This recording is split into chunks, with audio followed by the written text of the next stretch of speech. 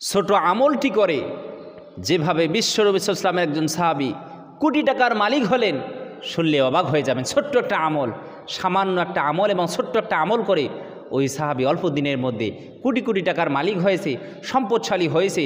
তার রিজিকের সমস্ত সংকীর্ণতাগুলো দূর হয়ে গেছে। আল্লাহ তাআলা তার রিজিকের মধ্যে বরকত দিয়েছেন, তার কামাইয়ের মধ্যে বরকত দিয়েছেন। আল্লাহ তাআলা ওই সাহাবীরে সমৃদ্ধশালী বানিয়ে দিয়েছেন, তার অনেক বড় ধনী বানিয়ে দিয়েছেন। আল্লাহু আকবার, আল্লাহু আকবার।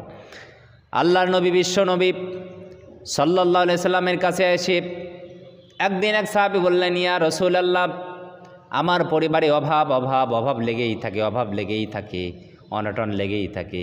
ইয়া রাসূলুল্লাহ, এই অভাবের কারণে আমি ঋণের মধ্যে পড়ে আছি। আমার ঋণগুলো পরিশোধ হয় না, পরিশোধ করতে পারি না। ঋণের বোঝা আমার মাথার উপরে চেপে বসেছে।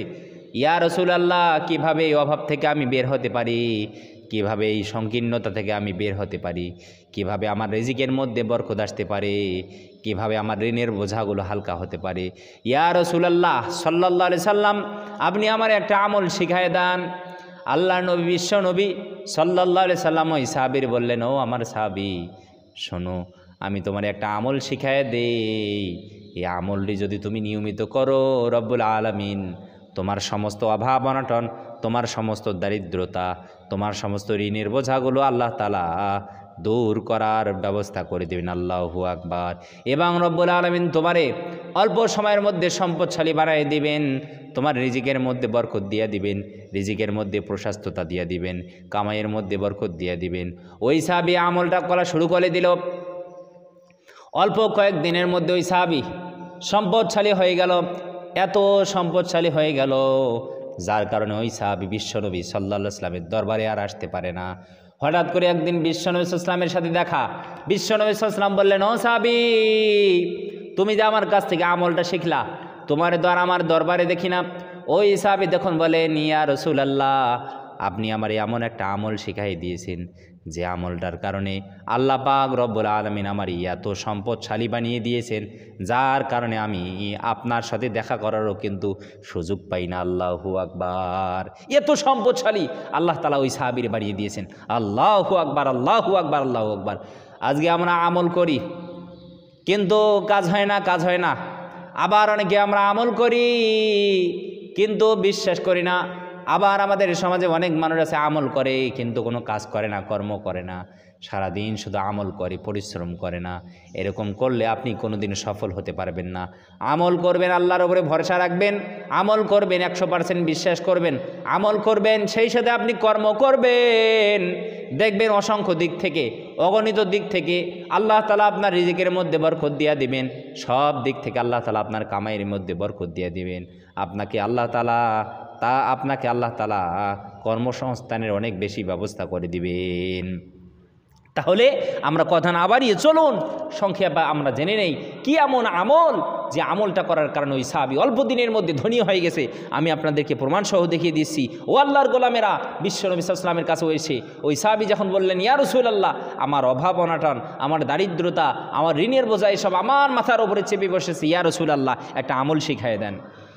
আল্লাহর নবী বিশ্বনবী সাল্লাল্লাহু আলাইহি ওয়াসাল্লাম সাহাবীরে বললেন, ও সাহাবী, তুমি যখন এই বাড়িতে ঢুকবা, যখনই তুমি ঘরে প্রবেশ করবা, বাড়িতে প্রবেশ করবা, বাড়িতে প্রবেশ করার সময় সালাম দিয়ে বাড়িতে ঢুকবা। আসসালামু আলাইকুম ইয়া আহলাল বাইত। ঘরে ঢোকার সময়, বাড়িতে ঢোকার সময় সালাম দিয়ে প্রবেশ করবা। সালাম দিয়ে প্রবেশ করার পরে তুমি একবার পড়বা, কুল হুয়াল্লাহু আহাদ আল্লাহুস সামাদ লাম ইয়ালিদ ওয়া লাম ইউলাদ ওয়া লাম ইয়াকুল লাহু কুফুয়ান আহাদ। আল্লাহু আকবার। বিশ্বনবী সাল্লাল্লাহু আলাইহি ওয়াসাল্লাম সাহাবীকে শিখাই দিলেন, ও আমার সাহাবী, ঘরে ঢোকার সময়, ঘরে প্রবেশ করার সময়, বাড়িতে প্রবেশ করার সময় সালাম দিয়ে প্রবেশ করবা, সালাম দিয়ে ঢুকবা। ঢোকার পরে তুমি সূরাতুল ইখলাস একবার পাঠ করবা। এই আমলটা তুমি নিয়মিত করতে থাকো এবং কর্ম করতে থাকো। আল্লাহ পাক রব্বুল আলামিন তোমার অতি দ্রুত তোমার দারিদ্রতাগুলোকে দূর করে দিবেন, তোমার ঋণগুলো আল্লাহ তাআলা পরিশোধ করার ব্যবস্থা করে দিবেন। আল্লাহু আকবার। তাহলে এই ছোট্ট একটা আমল আমি চলুন আপনাদেরকে খুব সহজে সঠিকভাবে শুদ্ধ করে আমি আপনাদেরকে আমলটা শিখিয়ে দিই। তাহলে বাড়িতে যখন আমরা ঢুকবো, ঢুকার সময় আমরা পড়বো, আমরা একবার সালাম দেবো বাড়িটারে, আসসালামু আলাইকুম ওয়া রাহমাতুল্লাহি ওয়া বারাকাতু। ঘরে ঢুকার সময়, বাড়িতে ঢুকার সময় অবশ্যই সালাম দেব, কারণ সালামের মধ্যে তিনটা জিনিস রয়েছে। প্রথম নম্বর হলো শান্তি, আপনি আপনার বাড়িতে ঢুকলেন, শান্তির জন্য দোয়া করে ঢুকলেন। ওয়া রাহমাতুল্লাহ, আল্লাহ তাআলার রহমতের জন্য দোয়া করে আপনি ঢুকলেন। ওয়া বারাকাতু, আল্লাহ তাআলার বরকতের জন্য আপনি আপনার বাড়িতে দোয়া করে ঢুকলেন। তাহলে এই যে সালামের মধ্যে তিনটা জিনিস, আল্লাহু আকবার, আল্লাহু আকবার। তাহলে প্রথমে আমরা ঘরে ঢোকার সময় সালাম দেব, আসসালামু আলাইকুম ওয়া রাহমাতুল্লাহি ওয়া বারাকাতু। সালাম দেওয়ার পরে আমরা সহি শুদ্ধভাবে বিসমিল্লাহির সহিত আমরা একবার সূরাতুল ইখলাস পাঠ করব। বিসমিল্লাহির রহমানির রহিম, কুল হুয়াল্লাহু আহাদ। আবার আমাদের সমাজে অনেক মানুষ আছে যারা পড়ে কুল হু আল্লাহু আহাদ। কুল হু আল্লাহু নয় ভাই, কুল হু ওয়াল্লাহু আহাদ। কুল হু আল্লাহু আহাদ আল্লাহুস সামাদ লাম ইয়ালিদ ওয়া লাম ইউলাদ ওয়া লাম ইয়াকুল লাহু কুফুয়ান আহাদ। কুল হুয়াল্লাহু আহাদ আল্লাহুস সামাদ লাম ইয়ালিদ ওয়া লাম ইউলাদ ওয়া লাম ইয়াকুল লাহু কুফুয়ান আহাদ।